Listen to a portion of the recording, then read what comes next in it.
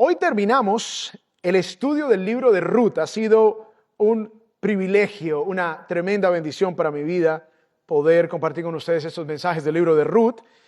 Y este es el cuarto y último mensaje y hemos titulado esta serie Señor, ¿estás ahí? Porque es una historia donde pareciera como que Dios no está ahí y como que esa historia se asemeja a la historia de cada uno de nosotros. Ahora, para hacer un recuento rápido y breve, el libro de Ruth cuenta la maravillosa historia de una familia judía que sale de Belén para la tierra de Moab durante la hambruna. Elimelech era el padre de esa familia y muere en Moab dejando a su esposa Noemí viuda y con dos hijos varones, Malón y Kelión, quienes se casaron con dos mujeres moabitas. El nombre de una era Orfa y el nombre de la otra era Ruth. Después de unos 10 años aproximadamente, los dos hombres también murieron, dejando a Noemí sin esposo, sin hijos, y a Orfa y a Ruth viudas. Orfa decide regresar a casa de su familia en Moab, pero Ruth decide irse con Noemí para Belén y decide dejar su familia y todo atrás para que el Dios de Israel ahora fuese su Dios. Cuando llegan a Belén, en la época de la cosecha, Noemí y Ruth no tienen que comer, cómo sustentarse. Así que Ruth decide irse a recoger espigas a algún campo donde le permitieran recoger las espigas que sobraban detrás de los segadores. Y es aquí, al inicio del capítulo 2, donde aparece el personaje en el que nos enfocaremos en este mensaje.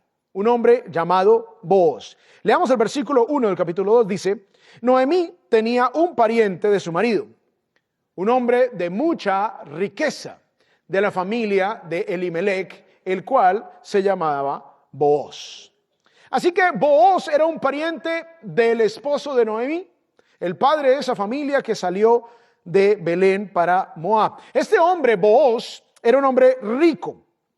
Y este dato es importante. Ahora, quiero compartir hoy con ustedes 3 verdades que encontramos en la palabra de Dios y que encuentran su fundamento en la vida de Booz. Recordemos que en los mensajes anteriores nos enfocamos en un personaje de la historia. Iniciamos con el mensaje 1 enfocado en Noemí, en Elimelech, el mensaje 2 en Noemí, nos enfocamos en Ruth. Así que si respondimos la pregunta de por qué le pasan cosas malas a gente buena. Respondimos la pregunta de por qué le pasan cosas buenas a gente mala. Y hoy vamos a responder la pregunta de por qué le pasan cosas buenas a gente buena. Y aunque esta pregunta pareciera como obvia en su respuesta, como veremos es un poco más profundo de lo que vemos a simple vista. Vamos a iniciar con el punto número 1 de este mensaje.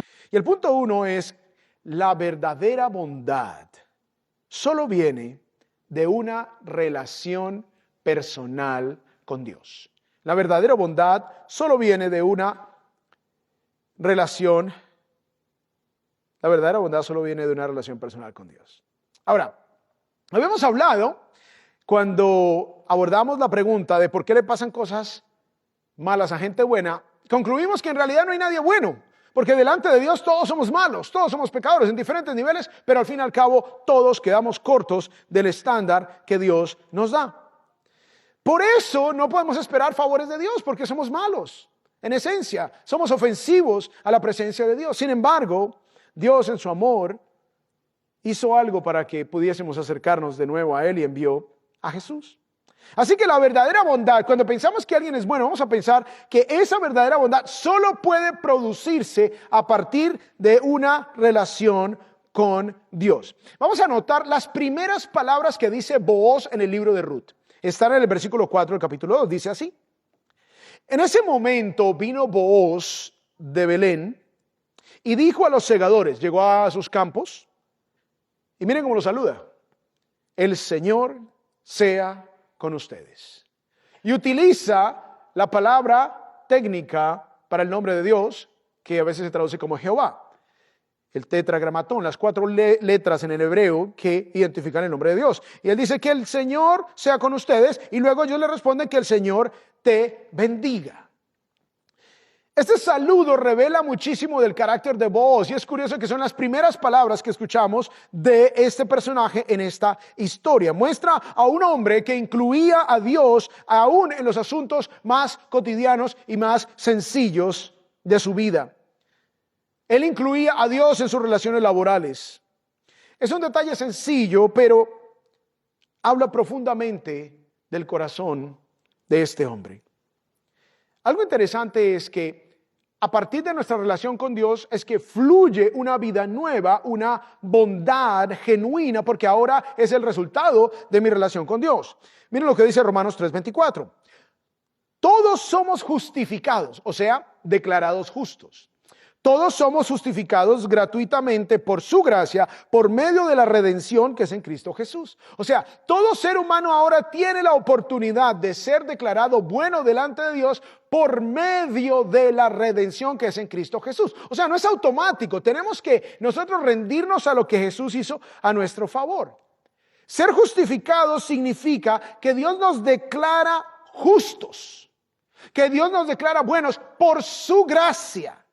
Ya que a nosotros no nos alcanzan nuestros propios méritos, nuestras buenas obras para poder cumplir el estándar de Dios. O sea, la justificación es el acto de Dios por medio del cual Él declara a una persona que es pecadora por naturaleza, la declara como justa por los méritos de Cristo, otorgándole la posición de estar en paz con Él y libre de culpa y de condenación. Es por medio de la muerte de Jesús que nosotros entonces tenemos la liberación, la redención, la libertad de la esclavitud del pecado y ahora tenemos una vida nueva en Él. Por eso ahora, cuando Dios nos mira en Cristo, ya no ve el pecador o la pecadora sin Jesús, sino que ahora ve a Cristo en nosotros y la justicia de Jesús es imputada, es abonada, es asignada al pecador que se arrepiente. Cuando nosotros nos arrepentimos, cuando nosotros nos rendimos, cuando nosotros entregamos nuestra vida por completo a Jesús, recibimos el perdón de nuestros pecados, recibimos una vida nueva y recibimos esa restauración plena y total de nuestra vida. Ahora, en el caso de Booz, él tenía una relación personal con Dios, él amaba al Señor y él vivía su vida a partir de esa relación con su Creador y obviamente esto dio fruto. Ahora, la idea principal que quiero compartir con ustedes hoy es, solo somos buenos delante de Dios cuando recibimos la justicia de Cristo y la evidencia de eso es el fruto delante de los hombres. Ahora recordemos que estamos respondiendo a la pregunta de por qué le pasan cosas buenas a gente buena. ¿Por qué? Punto número 2. La ley de la siembra y la cosecha. ¿Por qué le pasan cosas buenas a gente buena? O sea, ¿por qué le pasan cosas buenas al que entregó su vida a Cristo? ¿Por qué le pasan cosas buenas al que ha rendido su vida a Dios? ¿Por qué le pasan cosas buenas al que camina con el Señor? Porque es la única manera de ser considerados buenos delante de Dios. ¿Por qué? Porque hay una ley natural, que tú vas a cosechar lo que siembras, ¿cierto? Vas a recoger lo que tú sembraste. Si tú siembras naranjas, recoges.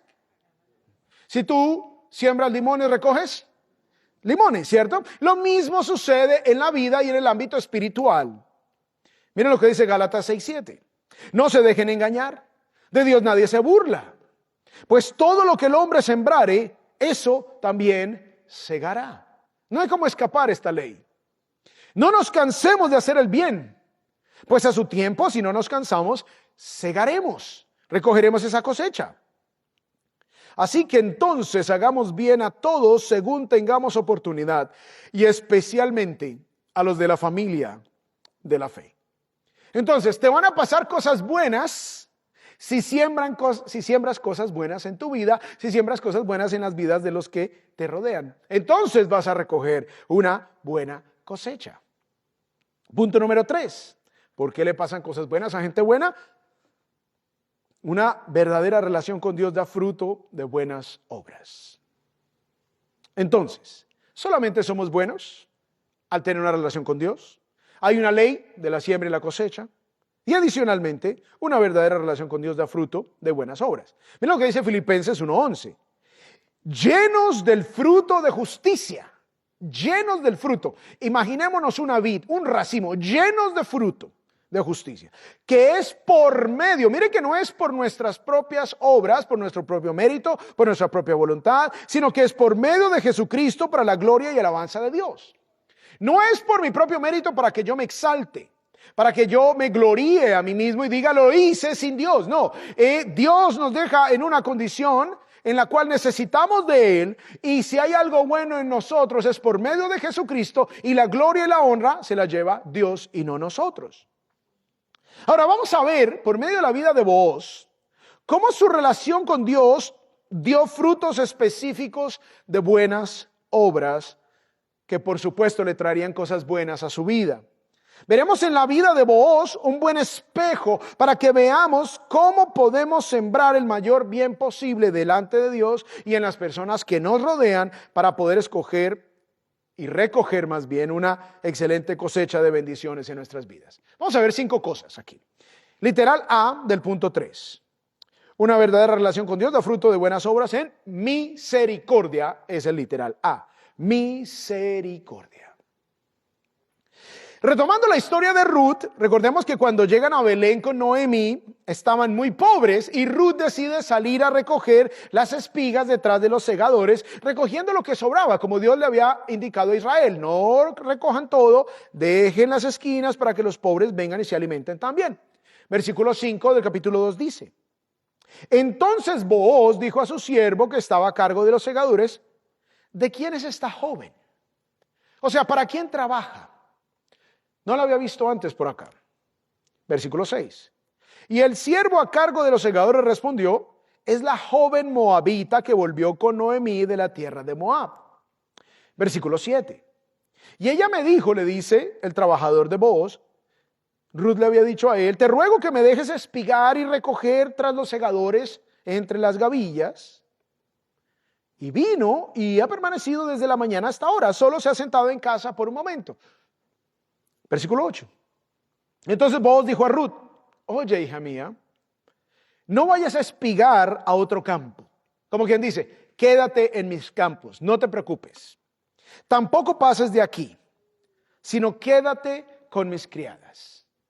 Como podemos imaginar, para una mujer sola, una mujer joven, no sería un buen lugar para estar sola, llena de hombres trabajando el campo, la mayoría hombres. Él le dice: quédate con mis criadas, no te preocupes, no pases de aquí para allá, quédate con ellas.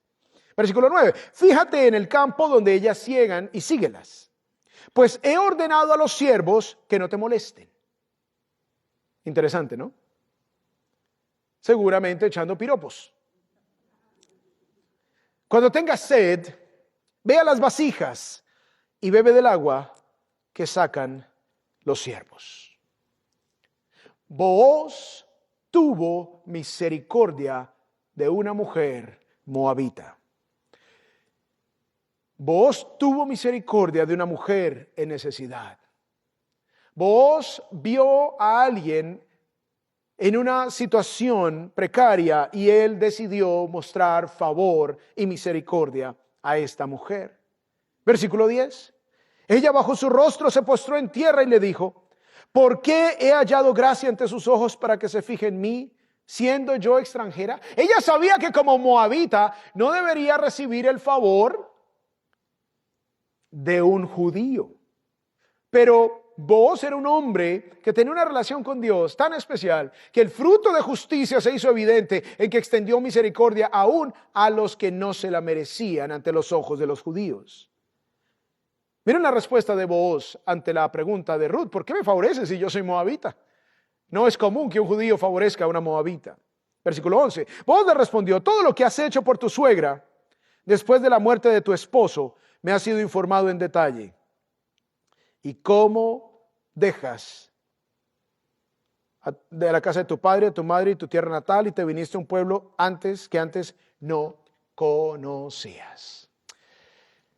Interesante que en este versículo se ve cómo Ruth había mostrado misericordia a Noemí, una mujer que quedó viuda, una mujer que quedó sin sus hijos, y Ruth, en lugar de irse para su casa, que era lo más cómodo, le dijo a Noemí: no, ¿sabes qué? Yo no me voy a ir para mi casa, yo te voy a acompañar, tu pueblo será mi pueblo, tu Dios será mi Dios, yo me voy contigo, voy a dejar todo detrás. Y Booz reconoció la misericordia que Ruth había tenido con Noemí, la misericordia que Ruth había plantado, que había sembrado, y ahora estaba cosechando esa misericordia a través de un hombre de Dios como Booz. Así que Ruth cosecha, recoge esa misericordia que había plantado. Versículo 12.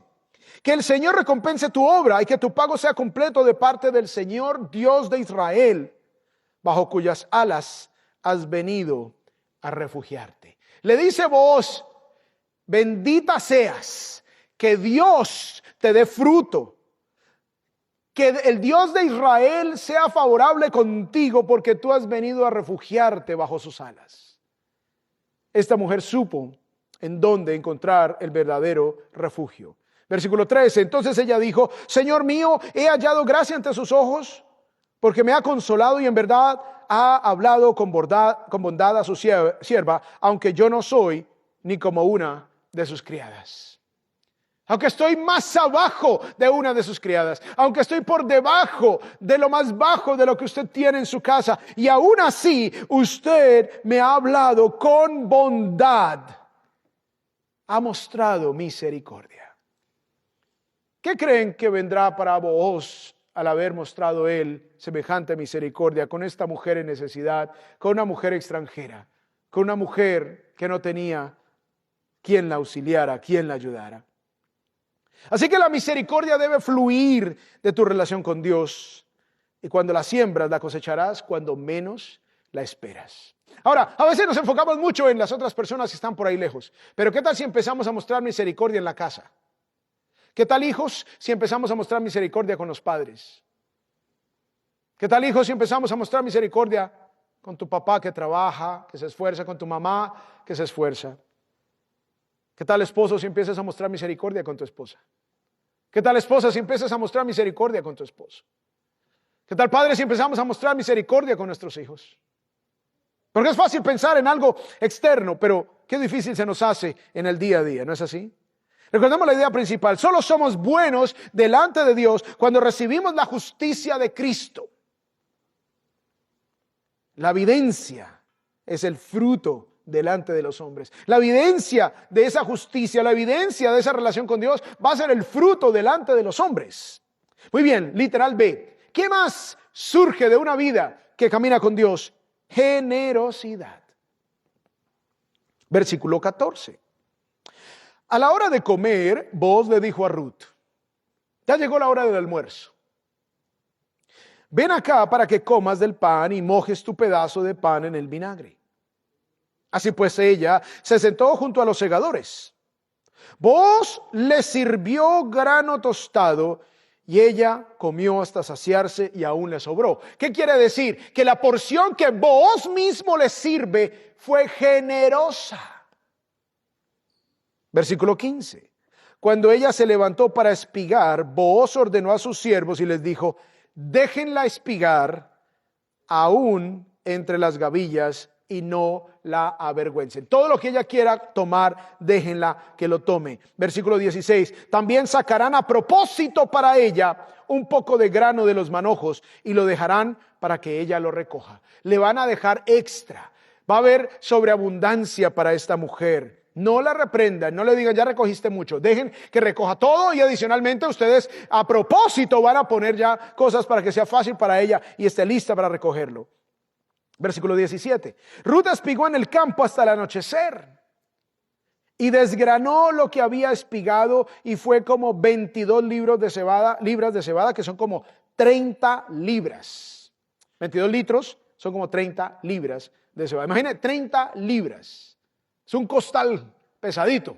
Esta mujer se va con 30 libras de cebada gracias a la generosidad de Booz.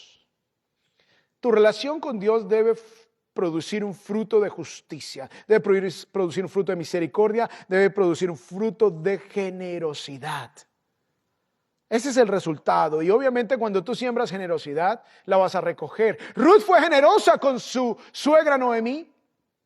Le entregó todo. Le entregó todo lo que tenía. Donde Noemí regrese sola a Belén, no tiene quien vaya a espigar por ella, porque ella ya era una mujer de avanzada edad y seguramente no iba a tener la fortaleza física para irse a espigar. Ruth es generosa con Noemí y recibe generosidad de parte de Booz. Obviamente esta generosidad es desinteresada, es el fruto. No es generosidad para que me den, es generosidad porque Dios ya me dio. Y es muy diferente. Muy bien, literal C. ¿Qué más produce una verdadera relación con Dios? Santidad. Santidad. Vamos al capítulo 3. Dice el versículo 1 y 2. Después su suegra Noemí le dijo: hija mía, ¿no he de buscar seguridad para ti, para que te vaya bien? O sea, Noemí obviamente tiene una hija, una mujer que está cuidando de ella, una mujer que ha dejado toda su familia para ir a velar por ella. Y Noemí se le ocurre una idea y le dice: bueno, tengo una idea porque yo voy a cuidar de ti. Ahora pues, ¿no es vos nuestro pariente con cuyas criadas estabas? Bueno, ya que precisamente, y ya lo analizamos en el sermón pasado, que decía el texto como quien dice por casualidad casual, pero sabemos que era la mano de Dios, que ella llegara al campo de Booz precisamente porque ese era el plan y el propósito de Dios. Y entonces le dice la suegra: bueno, pues Booz es pariente de mi marido Elimelech, el que falleció, y dice aquí con cuyas criadas estabas. Pues mira, él va a aventar cebada en la era esta noche. Entonces va a estar Booz esta noche allí y él va, recordemos que el aventar cebada era con ese instrumento que parecía un tenedor gigante, se lanzaba al aire y la espiga se la llevaba el viento y el grano caía al piso, y en la era donde se acumulaba el grano. Entonces Booz va a estar trabajando hoy en la era, le dice Noemí, versículo 3. Lávate. Aquí entra la escena de amor en esta novela. Lávate pues, perfúmate y ponte tu mejor vestido. Ponte hermosa, ponte preciosa, ponte bella. Y baja a la era. Pero no te dejes dar a conocer, no te des dar a conocer al hombre hasta que haya acabado de comer y beber. O sea, no le vas a interrumpir su trabajo. Versículo 4. Y sucederá que cuando él se acueste, notarás el lugar donde se acuesta. Irás, ya cuando esté acostado el hombre, irás, descubrirás sus pies y te acostarás. O sea, en el manto que el hombre tiene, le vas a descubrir los pies, te vas a acostar al lado de él, entonces él te dirá lo que debes hacer. Ella respondió: todo lo que me dices, haré. Esta era una acción muy riesgosa. Esto podría ser interpretado como un ofrecimiento sexual. Bañada, perfumada, vestida, preciosa, el hombre está dormido, le descubre los pies. Así que esta era una situación muy riesgosa. Ella era moabita y se conocía a los moabitas porque tenían prácticas bastante pecaminosas y paganas, al contrastarlas a la luz de la palabra de Dios. Versículo 6 y 7. Descendió pues Ruth a la era e hizo todo lo que su suegra le había mandado. Cuando Booz hubo comido y bebido y su corazón estaba contento, fue a acostarse al pie del montón de grano. Y ella vino calladamente, le destapó los pies y se acostó. A medianoche, Booz se sorprendió y al voltearse notó que una mujer estaba acostada a sus pies. Booz le preguntó: ¿quién eres? Y ella respondió: soy Ruth, su sierva. Extienda pues su manto sobre su sierva, por cuanto es pariente cercano. Bueno, vamos a analizar este pasaje porque aquí hay varios elementos interesantes. Primero, esta expresión pariente cercano en hebreo es goel, y es una palabra que tiene mucha relevancia en la historia. Goel, pariente cercano, goel, redentor. Ahora, Booz pudo haberse aprovechado de ella. Era una mujer vulnerable, era una mujer pobre, era una mujer que estaba completamente arreglada. Él hubiese podido decir: bueno, tú me estás aquí seduciendo, estamos aquí en el campo, no hay nadie por ahí, Entonces yo voy a aprovecharme de ti. Era una mujer vulnerable, seguramente era una mujer atractiva porque él la protege de los demás trabajadores previamente. Algo interesante es extender el manto, era una expresión que significaba tomar a alguien como esposa o tener relaciones sexuales. Y lo curioso es que ella le dice, extienda pues su manto sobre su sierva. O sea, hubiese podido ser tomada como una propuesta sexual o hubiese podido ser tomada como una propuesta matrimonial. O sea que Ruth le propuso matrimonio a Boaz. Una mujer moderna. Una mujer progresista. Pero vamos a ver qué hizo Booz. De nuevo, todo estaba dado para que Booz tomara provecho de esta mujer seguramente atractiva, perfumada, arreglada, en una situación donde ella le dice, haz conmigo lo que quieras prácticamente. Versículo 10. Entonces él dijo, uy mami. ¿Es lo que dice el texto? No es lo que dice el texto. El texto dice, bendita seas del Señor. Wow. Qué contraste, ¿no? Qué contraste con lo que el mundo haría. Qué contraste con lo que un hombre sin temor a Dios, sin una relación con Dios haría. Este hombre que tenía una relación estrecha con el Señor, ve a una mujer vulnerable que le hace una propuesta que puede ser tomada con cualquier libertad para hacer lo que él deseara y le dice, bendita seas del Señor. Luego le dice, hija mía, dignidad, santidad. Has hecho tu última bondad mejor que la primera. Este hombre interpretó la acción de Ruth de la mejor y más santa manera posible. Hoy día, mujeres, ustedes sufren de que si ustedes sonríen a un hombre, entonces ya el hombre piensa que, mejor dicho, ustedes quién sabe qué quieren. Porque son hombres que no aman al Señor en este mundo. Entonces, la mujer sufre de que cualquier cosa de cordialidad, de amabilidad es interpretada con una visión sucia y perversa. Pero este hombre no lo hizo así. Este hombre consideró este acto de Ruth y lo vio de la mejor manera posible y le dice, bendita seas del Señor, hija mía, has hecho tu última bondad mejor que la primera al no ir en pos de jóvenes, ya sean pobres o ricos. Vuelvo e insisto, yo creo que Ruth era una mujer atractiva. Porque él dice, tú hubieses podido conseguir el hombre que tú hubieses querido. Rico, pobre, joven, atractivo, el que quisieras. Pero no te has ido detrás de esos deseos.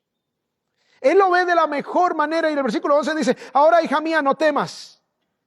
Haré por ti todo lo que me pidas, pues todo mi pueblo en la ciudad sabe que eres una mujer virtuosa. Este varón santo, santidad moral, reconoce en Ruth una mujer que se ha entregado al Dios de Israel, una mujer que ahora es su hermana en la fe, que ama al mismo Dios que él proclama, al mismo Dios que él confiesa, al mismo Dios con el cual él saluda y bendice a sus trabajadores y a las personas con las que interactúa. Así que de mi relación con Dios debe fluir misericordia, debe fluir generosidad y debe fluir santidad. Así que toca eliminar cualquier chiste morboso, chiste verde, de eso se ríe este mundo. Pero nosotros no debemos reírnos de eso, debemos hacer eso a un lado, porque no corresponde a lo que Dios desea. Luego viene literal de integridad. Entonces, de una verdadera relación con Dios da fruto de buenas obras en misericordia, generosidad, santidad y además integridad. El hombre no aprovechó, sino que fue santo. El hombre no fue tacaño, sino que fue generoso. El hombre no fue duro de corazón, sino que tuvo misericordia. Y no solo eso, sino que además tuvo integridad. Dice aquí el versículo 12, ahora bien, es verdad que soy pariente cercano, pero hay un pariente más cercano que yo. O sea, él le dice, yo puedo casarme contigo, Pero hay un pariente más cercano, ya les voy a explicar por qué esto de el pariente. Le dice, quédate esta noche. Como quien dice ahí, wow, ¿qué pasó ahí? Quédate esta noche y cuando venga la mañana, si él quiere redimirte, el otro pariente más cercano, bien, que te redima. Pero si no quiere redimirte, entonces, como que el Señor vive, yo te redimiré. Acuéstate hasta la mañana. Aquí hay varios elementos.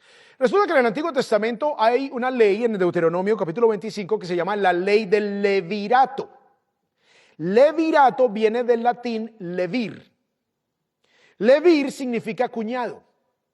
La ley del levirato decía que si una mujer se casaba con un hombre y el hombre moría y aún no había dado hijos, no le había dado hijos a su esposa entonces, o su esposa a su esposo, no tenían hijos, ella tenía que casarse con el hermano de él.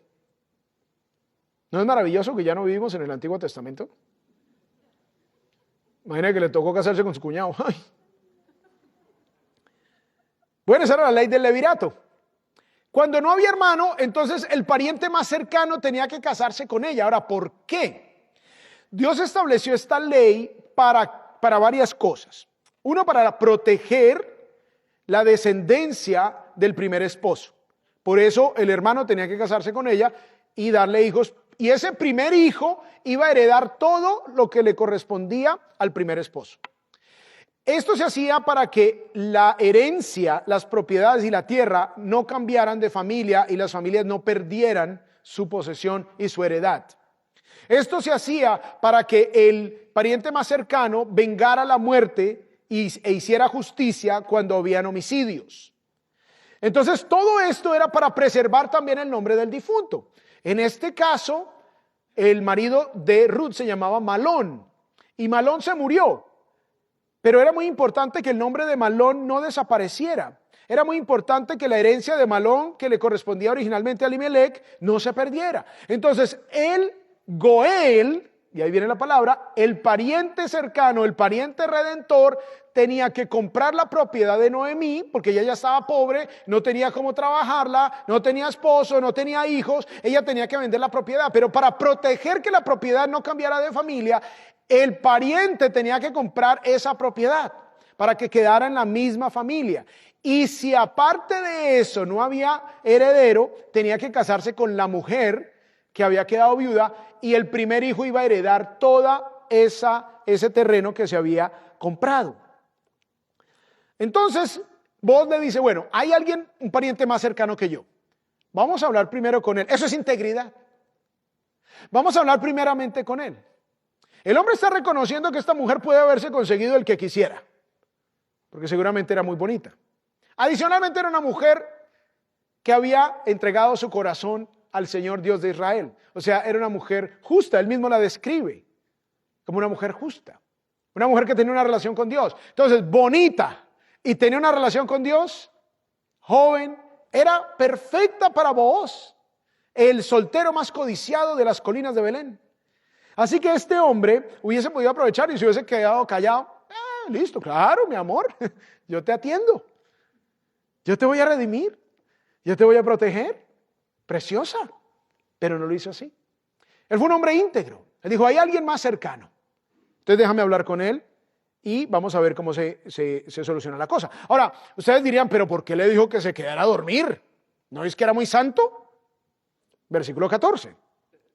Ella se acostó a sus pies hasta la mañana y se levantó antes que una persona pudiera reconocer a otra, o sea, bien de madrugada, donde todavía no se podía ver.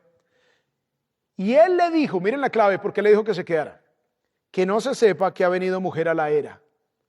O sea, quería proteger su buen nombre. Versículo 15. Luego Booz le dijo, dame el manto que tienes puesto y sujétalo.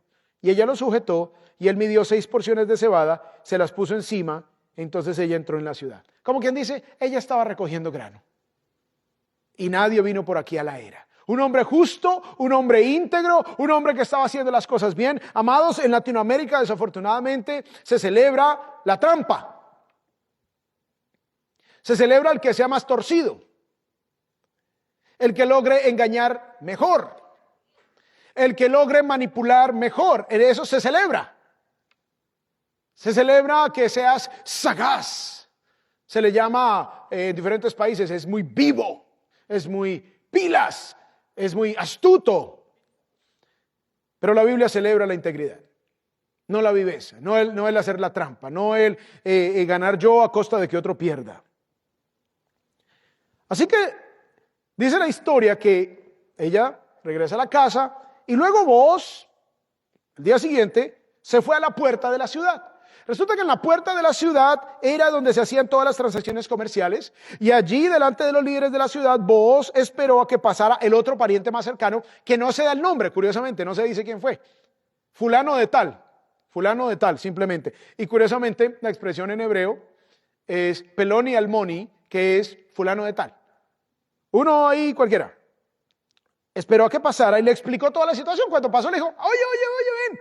Tú que eres pariente cercano de Noemí, eres el más cercano y tú tienes el primer derecho a comprar el terreno de Noemí para que la propiedad quede en la familia. Ahora, el que la compraba era básicamente perder el dinero, porque la compraba pero no le quedaba a él, le quedaba a la familia del heredero de Noemí.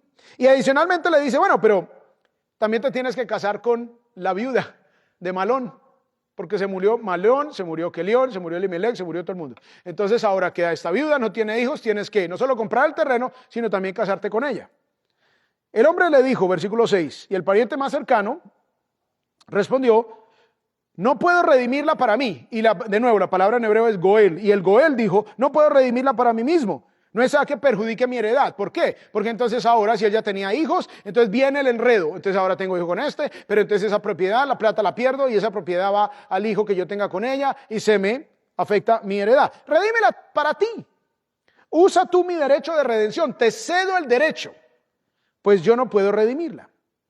Así que Booz hizo todo con muchísima integridad, amados, y aquí tenemos una gran lección. A veces pensamos que si no hacemos las cosas con trampa no vamos a obtener lo que nosotros deseamos, pero ¿saben qué? A veces obtenemos lo que nosotros deseamos, pero lo que nosotros deseamos no es lo que Dios quiere.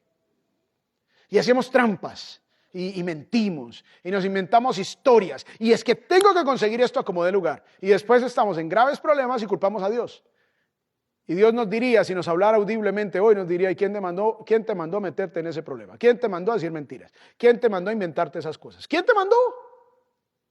En cambio, cuando hacemos las cosas con integridad y le dejamos las cosas al Señor, decimos, Señor, hágase tu voluntad, las voy a hacer rectamente. El resultado sabremos que viene 100% de Dios. Y yo prefiero lo poco de Dios que lo mucho que no viene de Él. Literal, y último, obediencia. Obediencia. No solamente hubo fruto de misericordia, generosidad, santidad, integridad, sino que también hubo fruto de obediencia. Obviamente, este asunto de la ley del levirato implicaba casarse con la mujer, comprar el terreno. Además, le tocaba encargarse de la suegra, que no era su suegra. Y adicionalmente, el primer hijo que tuviera de ese matrimonio entre Ruth y Booz, que se llamó Obed, sabemos el nombre por el libro, ese hijo heredaría ese terreno. Y ese hijo sería el que continuaría la línea generacional de Malón. O sea, voy a tener un hijo en honor a tu exmarido. Como que no es muy atractiva la propuesta, ¿no? Pero lo hizo por obediencia. A pesar de que voy a comprar el terreno para que el nombre de tu exmarido perdure. Vamos a tener un hijo, pero ese hijo va a ser como si fuera de tu exmarido para que perdure su generación. Eso requiere obediencia a Dios. Así que el pariente más cercano dice en el versículo 8, el pariente más cercano dijo a Booz, cómprala para ti. Y se quitó la sandalia. Así era como se cerraban los pactos, era como firmar la sandalia. Entonces Booz dijo a los ancianos y a todo el pueblo, ustedes son testigos hoy que he comprado de la mano de Noemí todo lo que pertenecía a Elimelech y todo lo que pertenecía a Kelión y a Malón. Además, versículo 10, he adquirido a Ruth la moabita, la viuda de Malón, para que sea mi mujer a fin de preservar el nombre del difunto en su heredad. Eso requiere obediencia. La obediencia a Dios va a requerir cosas que no son agradables para nosotros, que no nos van a alimentar el ego, que nos van a costar, que nos van a doler. Pero es donde se prueba la obediencia. Para que el nombre del difunto no sea cortado entre sus hermanos, ni del atrio de su lugar de nacimiento, ustedes son testigos hoy. Para que el nombre de Malón no desaparezca de la genealogía de Israel. Para que la herencia familiar se mantenga dentro de la familia de Malón. Para que sus generaciones se mantengan. Ahora, cuando dice aquí el atrio de su lugar, se refiere a la comunidad. Para que su nombre no desaparezca de la comunidad, de la autoridad de la ciudad. Así que Booz se quiere asegurar que Malón siga siendo recordado en la historia del pueblo porque Dios lo demandó de él así. ¿Qué te está pidiendo Dios que hagas que no te gusta? ¿Qué te está pidiendo Dios hoy que no te gusta, que te incomoda y que tú dices, ay, si le hago caso a Dios esto va a generar incomodidad, esto me va a costar hasta dinero? ¿En qué relación pecaminosa te encuentras que Dios te está pidiendo que hagas cosas diferentes? ¿En qué transacción turbulenta?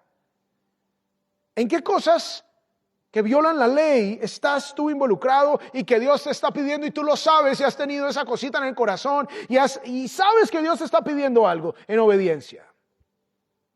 Aprende de vos, toma la decisión, porque de tu relación con Dios debe fluir obediencia. Versículo 13, Booz tomó a Ruth y ella fue su mujer y se llegó a ella luna de miel y el Señor hizo que concibiera y ella dio a luz un hijo.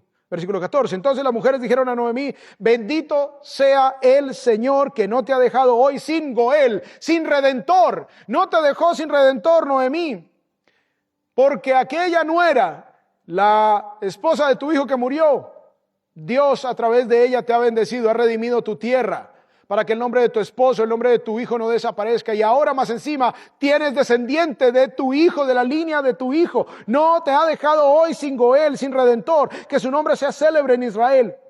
Versículo 17, las mujeres vecinas le dieron un nombre y dijeron, le ha nacido un hijo a Noemí, y lo llamaron Obed. Él es el padre de Isaí, el padre de David. Y de David, de la línea de David, viene Jesús. De una mujer moabita que entregó su corazón a Dios, Dios la usó para cosas maravillosas. Así que Booz nos enseña, varones, los tipos de hombres que debemos ser cuando decimos ser creyentes, cuando decimos ser cristianos. Booz no solamente es un ejemplo para nosotros, sino que Booz también es un tipo de Cristo. Es un reflejo del papel de Cristo como nuestro Redentor. Así como el pariente redentor, el Goel, redimía a la persona, redimía su herencia, redimía su nombre, redimía su permanencia eterna en la genealogía de Israel. Cristo ha venido a liberarnos de la esclavitud del pecado. Curiosamente, el Goel, aun si una persona era tan pobre en Israel que le tocaba venderse como esclava, el pariente cercano tenía la responsabilidad de pagar para la libertad de esa persona de la esclavitud. Eso fue lo que Jesús hizo. Pagó el precio en la cruz para que nuestra condena fuera saldada y ahora tuviésemos libertad.